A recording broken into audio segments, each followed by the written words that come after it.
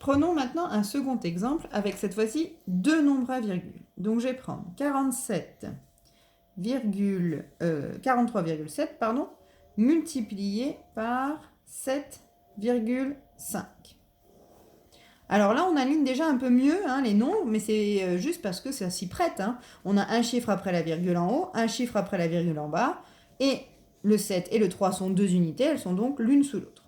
On reprend notre organisation. Je commence par multiplier le 5.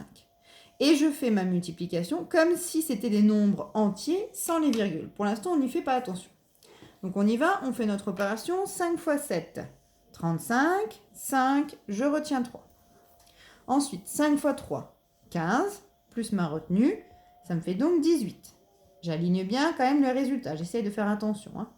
Je mets ma retenue. Ensuite, le 5 fois le 4, ça fait 20, plus 1, 21.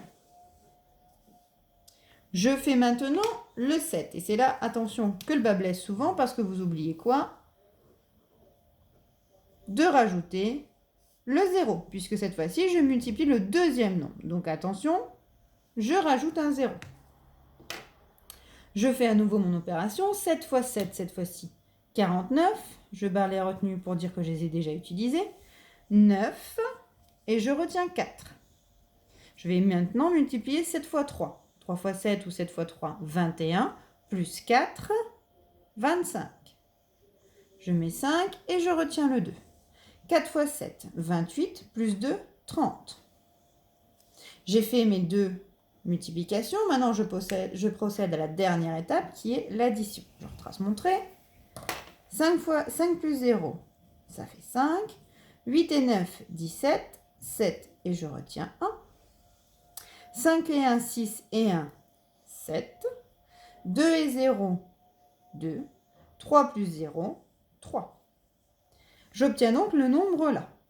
Maintenant, je vais placer la virgule qui me manque.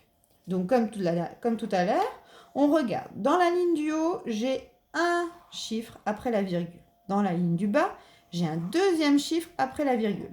1 et 1. En tout, ça nous en fait 2. Il faut donc placer ma virgule de façon à ce que dans mon résultat, j'ai deux chiffres après la virgule. Je suis ici, 1 et 2. Et je viens placer ma virgule ici. J'obtiens donc le résultat de l'opération.